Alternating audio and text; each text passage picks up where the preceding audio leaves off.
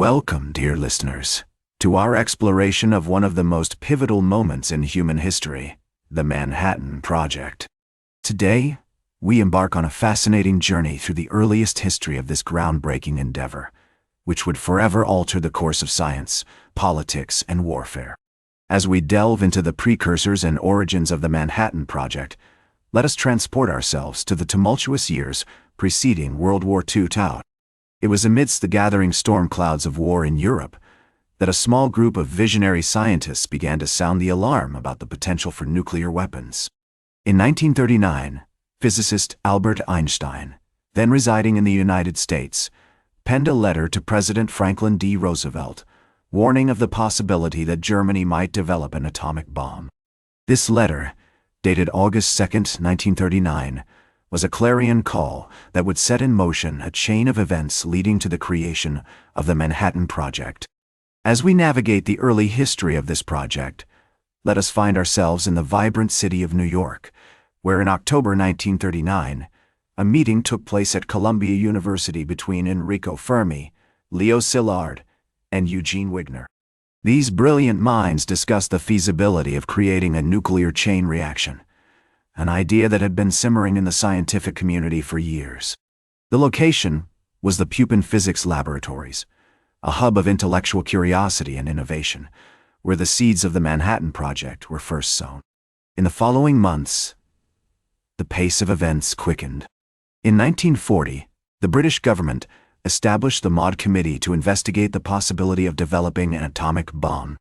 This committee's findings, presented in two reports dated March and July 1941, provided conclusive evidence that a nuclear weapon was not only theoretically possible, but also potentially achievable within a few years. As we follow the trajectory of these early developments, we find ourselves in the midst of a transatlantic exchange of ideas and expertise. The British reports were shared with American scientists who were already grappling with the implications of nuclear research. In June 1941, President Roosevelt established the Office of Scientific Research and Development, with Vannevar Bush at its helm, to coordinate the efforts of American scientists in support of the war effort. The stage was now set for the convergence of scientific talent, governmental support, and industrial might that would characterize the Manhattan Project. Join me as we venture deeper into this captivating narrative, navigating the intricate web of science, politics, and human drama that unfolded in the secret cities and laboratories of the Manhattan Project.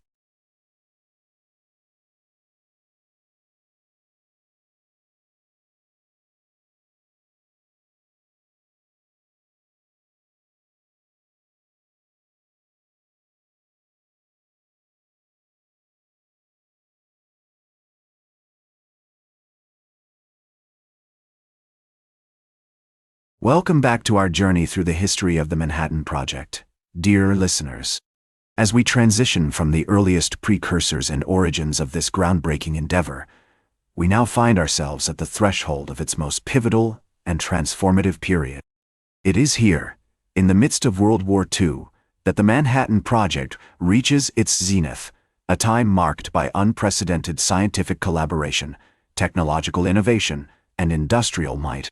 It was in 1942, under the leadership of Colonel Leslie Groves and J. Robert Oppenheimer, that the Manhattan Project began to take shape as a unified effort. The establishment of the Los Alamos Laboratory in New Mexico, nestled in the picturesque desert landscape, marked a significant turning point. This secret city, built from scratch, would become the epicenter of nuclear research, attracting some of the brightest minds from across the globe. Scientists like Enrico Fermi, Ernest Lawrence, and Richard Feynman, among many others, converged here, driven by a shared purpose: to harness the power of the atom before the enemy could. As we delve into this period, let us transport ourselves to the bustling streets of Oak Ridge, Tennessee, another crucial location in the project. The construction of the Clinton Engineer Works, one of the largest secret cities built during the war, was an engineering marvel.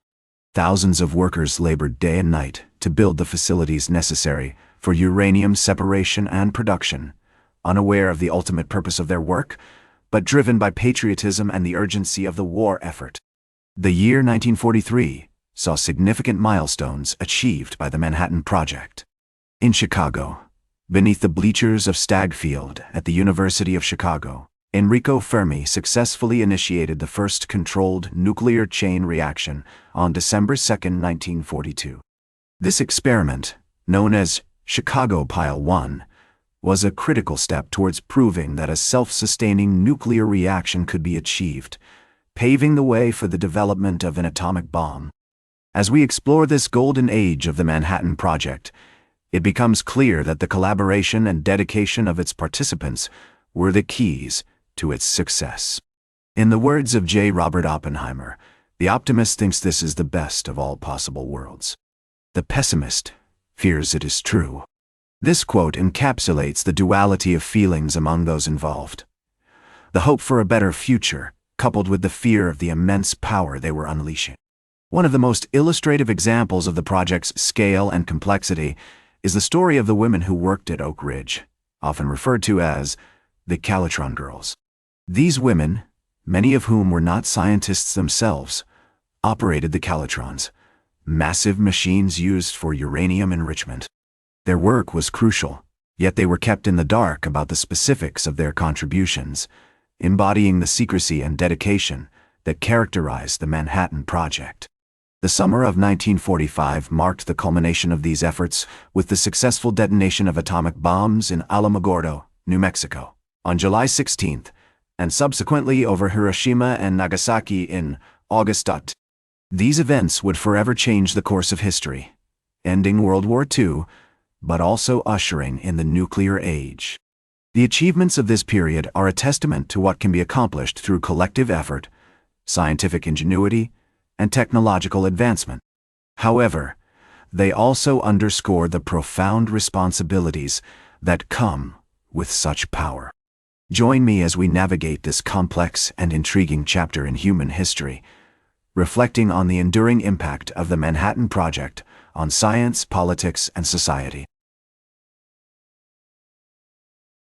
Welcome back to our journey through the history of the Manhattan Project, dear listeners. As we transition from the pivotal moments and achievements of its most transformative period, we now delve into the aftermath of this groundbreaking endeavor, exploring its lasting legacy, the ethical considerations it raised, and how it shaped the world as we know it today. The detonation of atomic bombs over Hiroshima and Nagasaki in August 1945 marked not only the end of World War II, but also the beginning of a new era, the nuclear age. The immediate aftermath saw a mix of relief, horror, and awe at the unprecedented power unleashed by these weapons. As the world began to grasp the implications of nuclear warfare, the scientists involved in the Manhattan Project found themselves grappling with the ethical dimensions of their creations. One of the most significant figures to voice concerns about the use of atomic bombs was J. Robert Oppenheimer himself. In the years following the war, Oppenheimer became a vocal advocate for international control of nuclear weapons and a strong critic of the development of hydrogen bombs, highlighting the escalating danger of nuclear arms races. His stance reflects the complex feelings of responsibility and apprehension that many scientists felt about their role in creating such powerful weapons.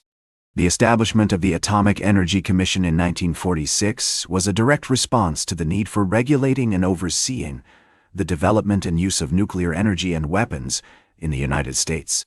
The AEC played a crucial role in shaping America's nuclear policy, from promoting peaceful uses of atomic energy to managing the nation's nuclear arsenal.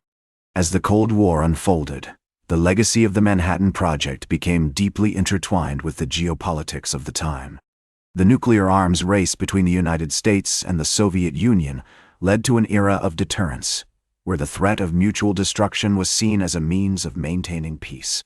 This period also saw significant advancements in nuclear technology, including the development of more sophisticated bombs and the exploration of nuclear energy for civilian use. The ethical considerations raised by the Manhattan Project have continued to influence discussions on science, technology, and society. Questions about the responsibility of scientists, the ethics of weapons development, and the balance between secrecy and transparency and scientific research remain pertinent today. The project also underscored the importance of international cooperation and treaties aimed at controlling the proliferation of nuclear weapons, such as the Nuclear Non-Proliferation Treaty of 1968. In the decades since its conclusion, the Manhattan Project has been the subject of numerous historical studies, documentaries, and literary works. These have not only provided insights into the project's inner workings, but also explored its human side, including the stories of those who worked tirelessly behind the scenes, often under conditions of great secrecy and stress. As we reflect on the legacy of the Manhattan Project, it becomes clear that its impact extends far beyond the scientific and technological achievements of the time. It has shaped our understanding of global security, international relations, and the ethical responsibilities that come with advancing knowledge and technology.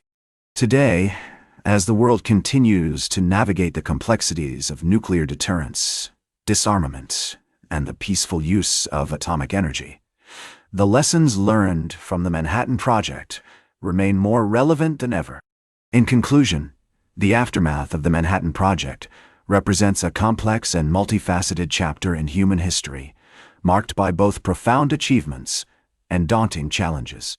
As we move forward in an increasingly interconnected world, grappling with the legacies of the past while addressing the pressing issues of the present, the story of the Manhattan Project serves as a powerful reminder of the potential for human collaboration, innovation, and the need for wisdom and responsibility in the face of great power and knowledge.